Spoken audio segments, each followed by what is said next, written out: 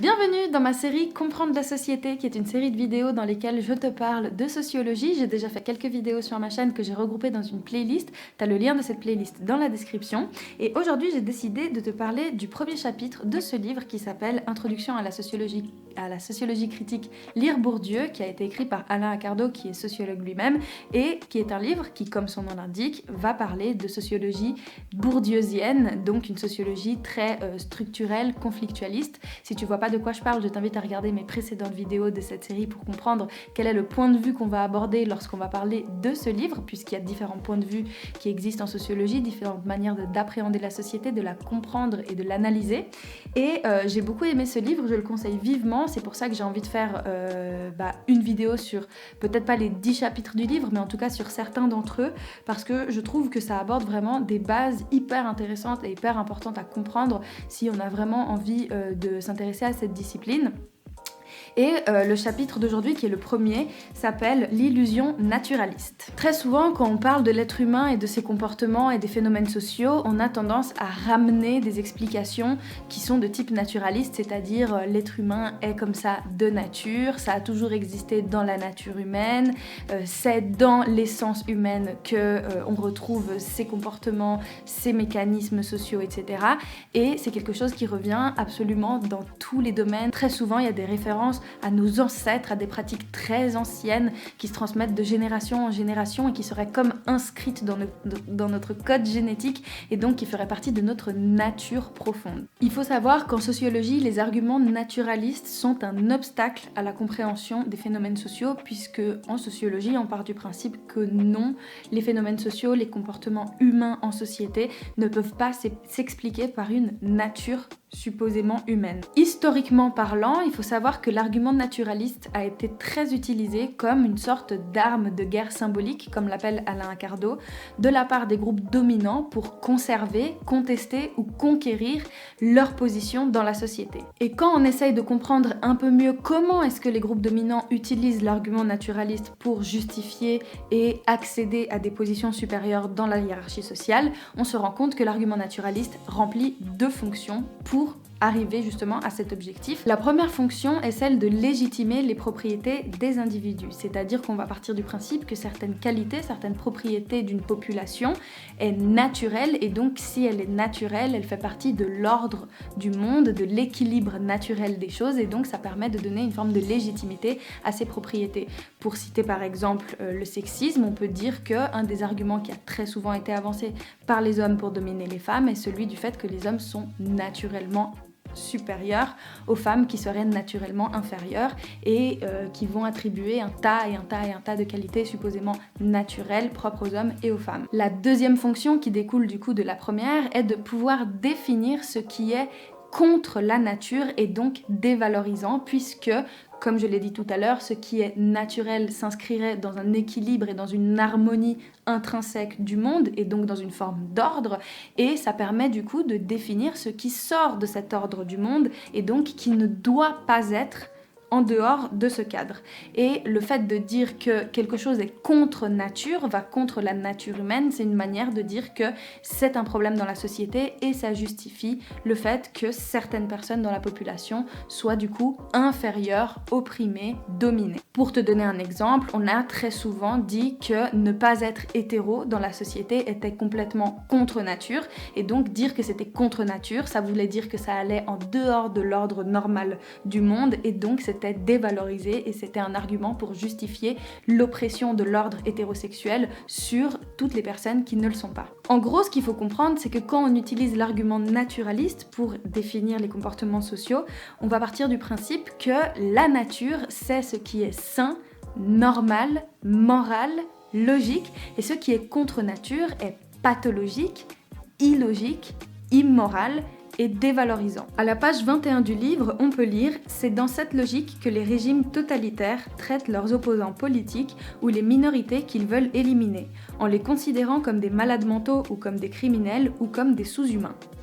Je te laisse méditer sur cette phrase. Quand on étudie à nouveau l'histoire humaine, on se rend compte qu'il y a eu des définitions de ce qui était naturel qui ont changé au cours de l'histoire et donc une définition de la nature humaine qui a changé elle aussi. Et quand on se penche sur ces définitions, on se rend compte qu'en fait elles remplissent une fonction normative, c'est-à-dire qu'elles vont définir qu'est-ce qui devrait être normal, quel serait le modèle à suivre et donc le modèle dominant. Et cet argument a été très utilisé pour justifier les pires horreurs que l'être humain ait pu commettre dans l'histoire, comme la ségrégation, l'esclavage, les génocides et j'en passe. Mais si on sort de cette logique naturaliste et qu'on essaye de comprendre les choses avec un autre point de vue, un point de vue sociologique, on peut se rendre compte qu'en fait, les êtres humains, s'ils ont bien une propriété par excellence qui soit profondément humaine, c'est celle d'être dans la capacité de sortir de l'ordre naturel du monde et donc d'entrer dans ce qu'on appelle le monde de la culture. Pour citer la page 24 du livre, les hommes, dans ce qu'ils ont de spécifiquement humain,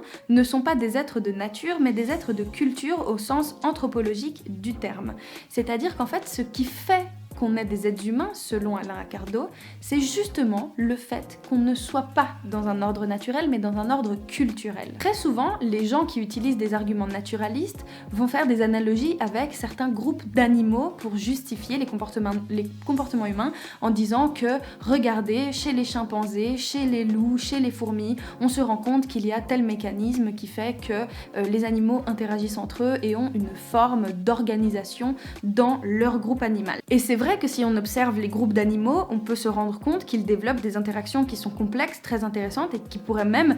faire penser à des interactions humaines. Sauf que la différence entre une fourmi et un être humain, c'est que la fourmi, elle a inscrit dans son code génétique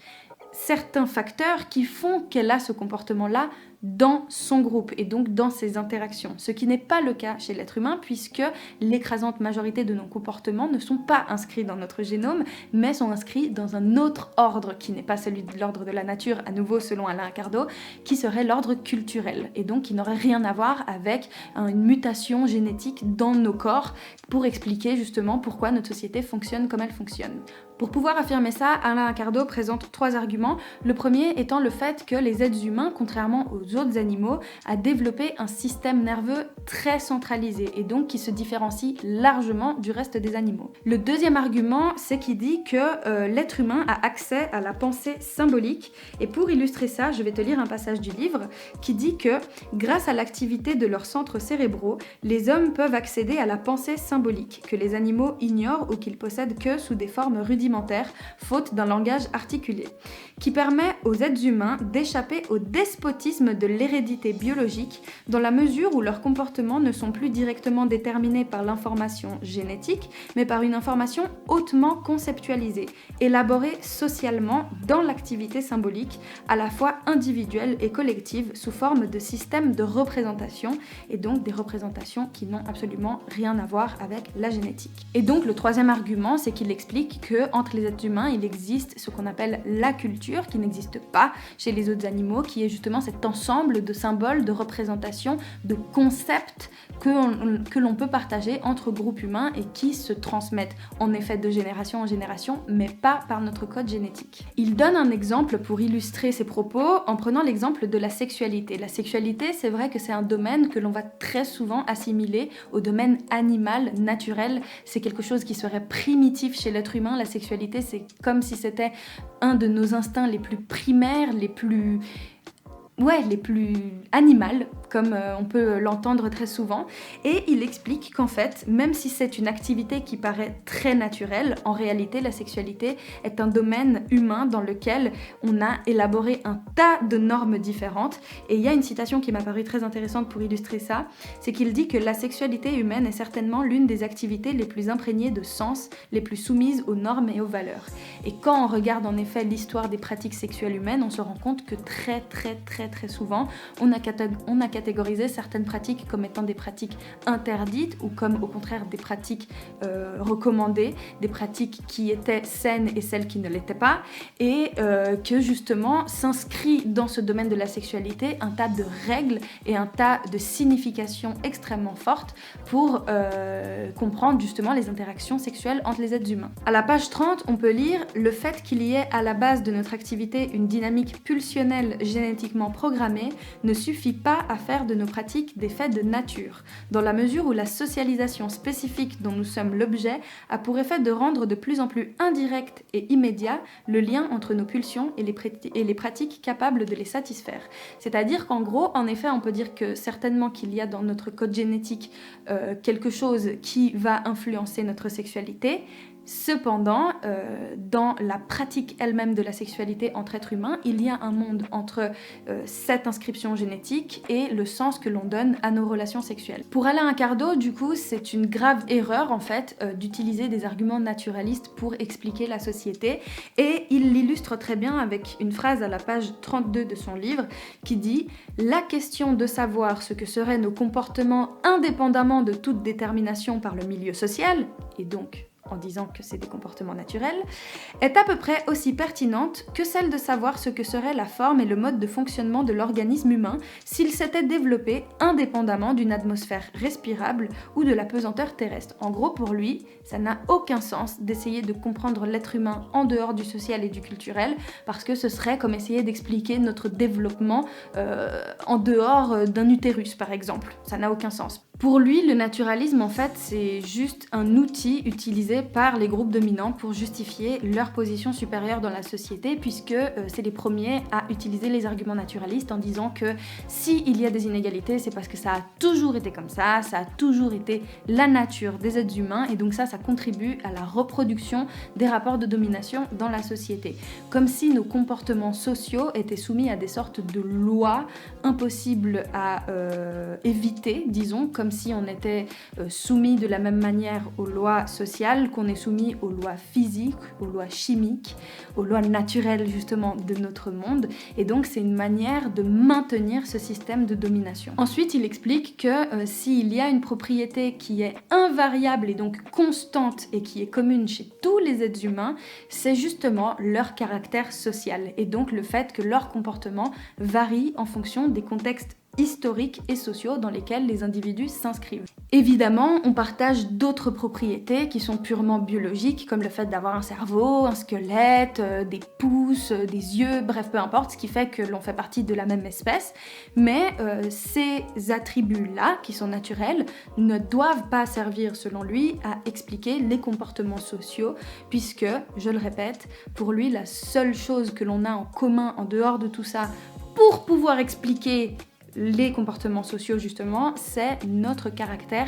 fondamentalement social. Voilà pour ce premier chapitre de ce livre. Je ferai du coup d'autres vidéos sur les chapitres qui suivent. Je pense que ça va être des vidéos assez courtes, mais ça me paraît très important et très intéressant comme base pour comprendre typiquement ce genre de sociologie-là. Je le répète, il y a différentes manières de comprendre la société, de l'analyser et d'en tirer des conclusions. Là, on parle d'une sociologie plutôt bourdieusienne parce que c'est l'objet du livre, mais ce n'est pas la seule manière d'interpréter les comportements sociaux. Ceci dit,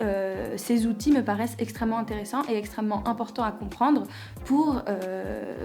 découvrir ce qu'est la discipline de la sociologie. Voilà, j'espère que cette vidéo t'a plu. Si tu veux soutenir mon travail et m'aider financièrement de façon gratuite, tu peux faire un tour sur mon profil Utip. Il suffit de regarder une publicité de quelques secondes, c'est totalement gratuit pour toi et ça permet de reverser quelques centimes sur ma cagnotte, ce qui m'aide au quotidien. Donc merci si tu l'as déjà fait et merci si tu comptes le faire. On se retrouve du coup dans une prochaine vidéo. N'hésite pas à commenter toujours dans la bienveillance et le respect, et d'ici là, prends grand soin de toi et n'oublie jamais que je t'aime très très fort.